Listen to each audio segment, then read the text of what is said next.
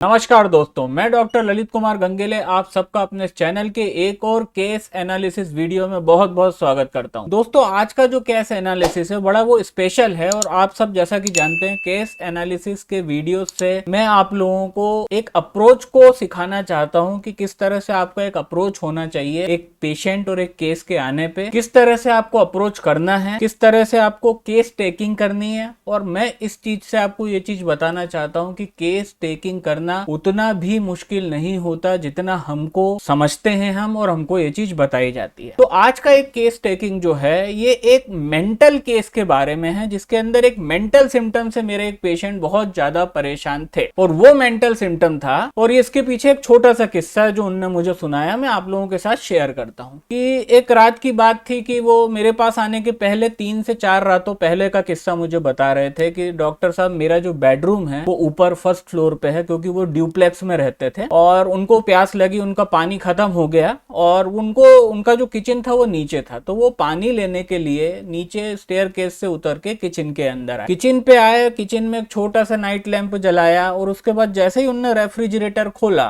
तो आजकल के रेफ्रिजरेटर में आप देखते हैं बड़ी चकाचौंध वाली व्हाइट एलईडी लाइट है। वो एलईडी लाइट की जो रोशनी थी वो पड़ी उनके सामने पड़े हुए चाकू के ऊपर, क्योंकि सामने काउंटर के ऊपर चाकू का होल्डर रखा था। और पता नहीं उनका कैसा उस समय माइंड सेट था कि वो उनकी मानसिकता क्या थी, ये थोड़ा सा सोचने का विषय है कि या वो नींद में थे या नींद में वो उनके दिमाग में ऑलरेडी कुछ ऐसा चल रहा था सबकॉन्शियस में या सपनों में। और उसके बाद ये हुआ कि उनको प्यास लगी, वो नीचे फ्रिज खोला, फ्रिज की रोशनी चाकू पे पड़ी। दोस्तों, उस नाइट के बाद से उस व्यक्ति को कहीं ना कहीं सुइसाइडल इंक्लिनेशन आने लग गया। That was not exactly that suicidal inclination कि वो बिल्कुल सुइसाइड ही अटेम्प्ट करने वाले हैं, नहीं वैसा नहीं। उनको ये डर लग रहा था, उनको बीइंग अ इंटेलिजेंट पर्सन, क्योंकि उनका इंटेलिजेंस इंटैक्ट था, तो उनको ये लग रहा था कि यार मैं why am I thinking regarding the suicide with the knife. क्योंकि नाइफ को देखा और नाइफ को देखने के बाद एक उनके दिमाग में एक कैसेट रिवाइंड बार बार होने लग गया और उसके कारण वो थोड़े से घबरा गए। उनको ये डर था कि कहीं ये अगर मेरे अंदर भावना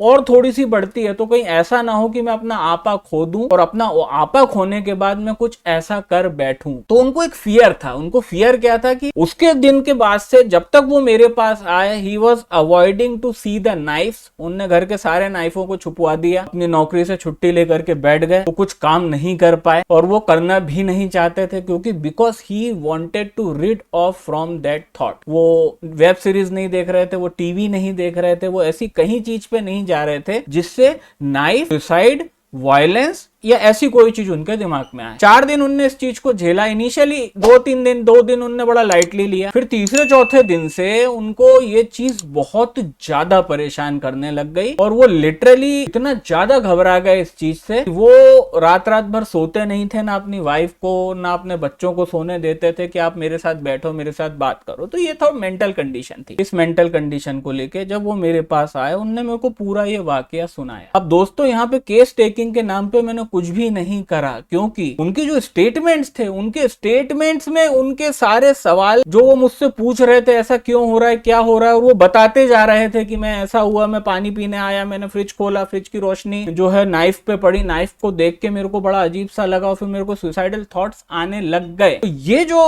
पूरा उन्होंने स्टेटमेंट बताया दोस्तों, यहीं पे सारे रूब्रिक छुपे थे, यहीं पे उनकी मेडिसिन छुपी थी। अब because by the gods grace मैं अपने आप को कहीं ना कहीं मटेरिया मेडिका का थोड़ा बहुत प्रकांड पंडित मानता हूं कि मैंने मटेरिया मेडिका को पढ़ने पे, आप लोग मुझे फॉलो कर रहे हैं, आपको पता है कि मैं मटेरिया मेडिका के नॉलेज पे, मेडिसिन के डिटेल्ड नॉलेज पे कितना जोर देता हूं। मेरे को उनकी मेडिसिन बिल्कुल with in the fraction of second, जब उनने शुरू की 3 लाइन बोली थी मैं तभी समझ गया था। बट हमारा बीइंग अ होम्योपैथ, हमको पेशेंट को सेटिस्फाई करना था, होता है। मैंने उनकी पूरी बात सुनी और उसके बाद उनको मेडिसिन दी। केस टेकिंग में लगे हार्डली 5 मिनट, क्योंकि केस टेकिंग करने लायक कुछ था ही नहीं। पेशेंट के स्टेटमेंट इतने क्लियर थे कि उसके स्टेटमेंट के अंदर उनकी छुपी हुई मेडिसिन बिल्कुल साफ साफ चीख चीख के चिल्ला रही थी कि भाई ये जो केस है ये है एल्यूमिना का केस। अब मैं आप लोगों को अपने कंप्लीट डायनामिक सॉफ्टवेयर के पेज के ऊपर लेकर जा रहा हूं।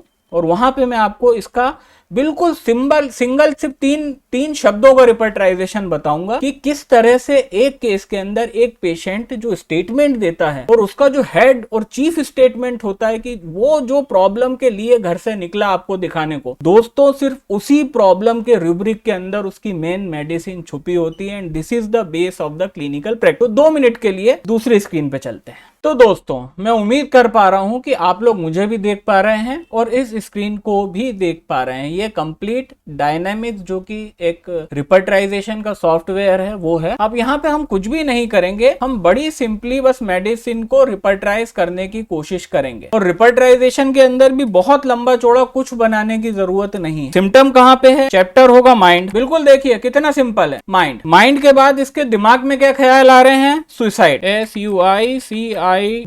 और सुसाइड का रिलेशन किस चीज से है? चाकू से, नाइफ में, है ना, नाइफ से, KNIFE। ये हो गया नाइफ। अब दोस्तों आप देख सकते हैं यहाँ पे बिल्कुल साफ साफ एक ही रूब्रिक आ रहा है। इसके माइंड के अंदर फियर है सुसाइड करने का चाकू से, मतलब mind fear suicide of knife with. अब जब इसके ऊपर मैं क्लिक करता हूं तो आप यहाँ पे देख सकते हैं दोस्तों सिर्फ 2 मेडिसिन आ रही हैं। एक आ रही है मर्कसोल और दूसरी आ रही है एल्यूमिना। अब क्योंकि मैं पढ़ा लिखा डॉक्टर था, मैंने मटेरिया मेडिका को बहुत अच्छे से पढ़ा था, तो ये रिपर्टराइजेशन करने के पहले ही उसने जो स्टेटमेंट दिया उस स्टेटमेंट से I had already reached to the conclusion. तो इस तरह से दोस्तों आपको इस बात में ये मदद मिलेगी कि किस तरह से रिपर्टराइजेशन करना है। जिस तरह से केस टेकिंग को और आप केस टेकिंग के बाद रिपर्टराइजेशन को, रिपर्टराइजेशन करने के तरीके को आप लोग जितना कॉम्प्लिकेटेड समझते हैं वो उतना कॉम्प्लिकेटेड नहीं होता। आपको पेशेंट की दी गई जितनी भी प्रॉब्लम और स्टेटमेंट्स में से उस स्टेटमेंट को फाइंड करना है जिस प्रॉब्लम से उसको सबसे ज्यादा तकलीफ है, जिस प्रॉब्लम के कारण वो आप लोगों तक आया है, जिस प्रॉब्लम की वजह से उसने आपको अप्रोच करा है। और दोस्तों अगर आप इस चीज को भली भांति कर सकते हैं और कर पाते हैं तो मुझे इस बात की उम्मीद है कि आप लोग भी इस तरह से बिल्कुल इजी मेथड से आप लोग एग्जैक्ट पिन पॉइंट मेडिसिन तक पहुंचेंगे और आपका अच्छे से रिजल्ट्स आएंगे और पेशेंट भी खुश होकर जाएगा। तो दोस्तों ये था एक केस एनालिसिस वीडियो एल्यूमिना का, जिसके अंदर हमने fear of suicide with knife, एक रूब्रिक जो मेंटल रूब्रिक है, उसके पेशेंट को 101% सिर्फ 3 दिन की दवा से सही किया। आने वाले वीडियो में बहुत जल्द आपसे मुलाकात होती है। तब तक के लिए नमस्कार।